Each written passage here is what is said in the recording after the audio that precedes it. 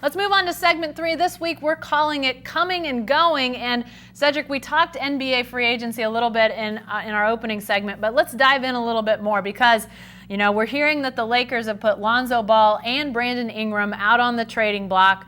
Kyrie has opted out, becoming a free agent, which nobody's really surprised about, but sounds like Boston is actually continuing its pursuit of Anthony Davis, even as he says he wants to go to the coast, either New York or LA. I guess Boston is also the coast, but you know what I mean. How is all this going to factor out? I mean, these are some of the most storied franchises in all of the NBA. I mean, what if Anthony Davis ends up going to Boston? Is there a chance Kyrie says, wait, never mind, I'll stay here, let's see how this goes? I mean, are all these things intertwined in your mind? Absolutely, but I'm going to tell you, I think the marriage between Kyrie Irving and the Boston Celtics was rocky at best. Yeah. That was a dysfunctional locker room, and I think Kyrie wanted out of there at midseason when they were losing. So Kyrie Irving's going to end up either with the Brooklyn Nets or with the Los Angeles Lakers, I think, or with the Knicks. I think that Kevin Durant and Kyrie Irving in Madison Square Garden would be great, but like we just said, Kevin Durant may not play next year according to NBC Sports. So that kind of throws a wrench into it. Whomever gets Kyrie Irving is going to get him with the knowledge that if they're going to land KD, they're probably going to have to give him $30 million to sit and not do anything next year. The Golden State can pay him $38 million even if he doesn't play. So I think that Anthony Davis is going to end up with the Lakers.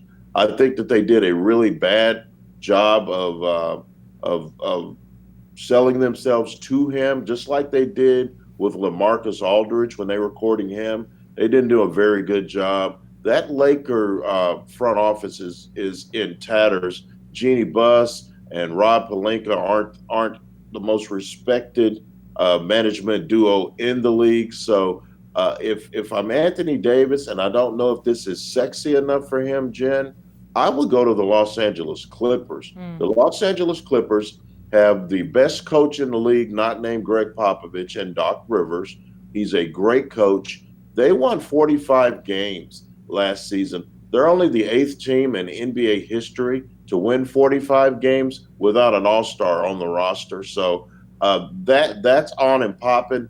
But if he really wants to make a splash, he should go to the Lakers. He should play with LeBron James, and they should try to coax Kyrie Irving out to the coast. And we still haven't talked about Kawhi Leonard. Yeah. If Kawhi Leonard and Anthony Davis go to the Lakers, look out, man. And the Lakers and the Brooklyn Nets have the kind of salary cap room that they can land 2 of those big dogs. So I'm looking at the Brooklyn Nets and the Los Angeles Lakers as the 2 biggest players.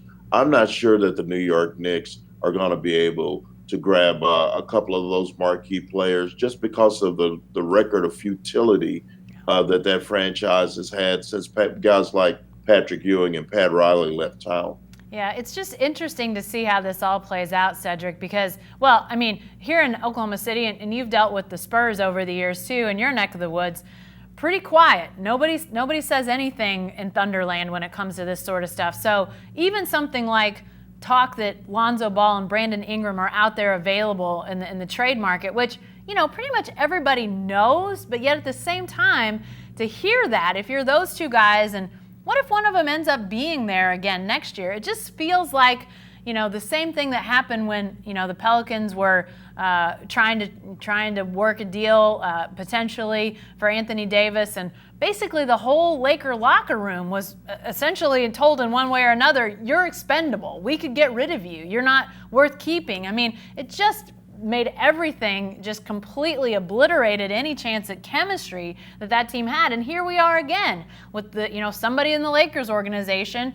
letting this go, getting it out there to somebody. So it's just what you said earlier, Cedric, the mess that the Lakers are absolutely on display again. And then I also think it's interesting that the Celtics have said that they're still in pursuit of Anthony Davis. They haven't sort of thrown up their hands and say there's no way to possibly land this guy. I think it all harkens back to the Thunder getting Paul George and retaining Paul George. the Raptors getting Kawhi Leonard and potentially retaining Kawhi Leonard. These teams now see, hey, if we can get these guys, maybe we can keep them. So why not? Why wouldn't Danny Ainge say, let's see if we can get Anthony Davis, convince him it's pretty cool to play in Boston, play for the Celtics, play in Boston Gardens, and although it's not Boston Gardens anymore, but play with such a historic team where you're going to be beloved. Maybe they think they can keep him. I think it all sort of interrelates, Cedric, and it's wildly interesting. The guys we talked about, Ball, Ingram, Kyrie, and AD, I don't think any of them are with the teams that they're on right now. I think all of them are playing with different teams.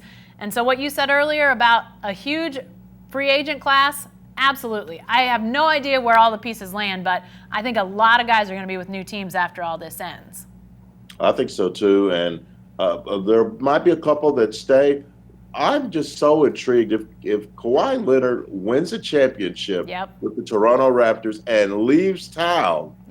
How is that going to play? No NBA Finals MVP has ever left the following year in free agency. So I think that he might be tempted, but I know from what I've read and from people I've talked to that kid wants back in LA. He's from LA. He's a West Coast guy.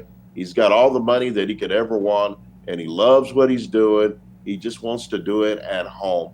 I would be really intrigued if he goes and wins a championship, which I think that they will, Jen. They're going to win one of these next two games and then leaves. He's going to be, I don't know that he'll be hated in Canada, but I know they won't be happy because Moses led him to the promised land and then bailed. I don't know if they can renounce his passport so he can't get back in when if his new team has to play the Raptors, but maybe that's what the Canadians would do. Speaking of Canadians not being nice, that might be the ultimate diss. But hey, let's talk about one coming and going that we know for sure here before we get out of here, and that's Lindsay Gottlieb. She coached the Cal women's basketball team for the last few years. She's headed to Cleveland to be on the Cavs staff, and Cedric, Becky Hammon down there in San Antonio, we've seen how great she's been and how much Greg Popovich believes in her. She's been elevated throughout her years there. There's been talk that maybe one day she would be a head coach, but here comes Lindsay Gottlieb to join John Beilein's staff, former college coach in Beilein, another college coach, but never before has a women's college basketball coach, a female, come onto an NBA staff. Cedric, it just feels like a matter of time before there's a team out there that's hiring one of these women to be their head coach. I don't think it's going to be that long. I don't either. And at the end of the day, Jen, ball is ball. Exactly. I don't care how you get dressed. I don't care what your undergarments are, be it a T-shirt or a bra. If you know ball, you know ball. And Greg Popovich jumped on this thing immediately because he understands that Becky Hammon was a basketball savant who studied the game like no one else. Lindsay Gottlieb is also a basketball student. Swin Cash just got hired as a VP of basketball operations. Was it the Pelicans? Is it New Orleans? Yep, exactly. One of those teams. So people are recognizing that basketball wasn't invented for men to play. Basketball was invented to be played.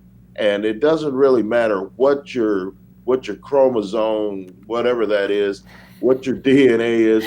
You know ball. You should be paid to coach ball. Men, women, whatever, indifferent. I love the fact that women are finally getting an opportunity to show their versatility and their genius in the greatest basketball league in the world.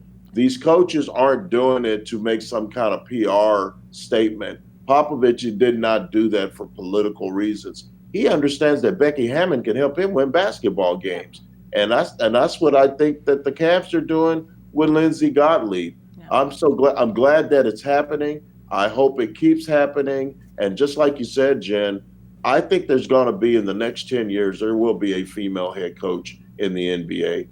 Yeah, I don't even think it's going to be that long. I think we're looking at maybe 5 because you look at how quickly these Spurs assistants have made their way into head coaching jobs. I think that Greg Popovich is so respected around the NBA. It just feels like and not to say that it might not be somebody else, but I think we're talking about a head coach, that'll happen. I think a GM, which it's interesting to me to see all these other pro leagues, how they've struggled. Look at Major League Baseball. They have struggled for years to get women into front offices. It's just a handful of women that are even in assistant GM type of roles in Major League Baseball. And yet the NBA is surging with coaches, front office staff, still in the realm of first ever. But it won't be long before we're not doing many first evers anymore. I think we're going to see a lot of these barriers knocked down by the NBA, and it's so interesting to see this happening, how many teams have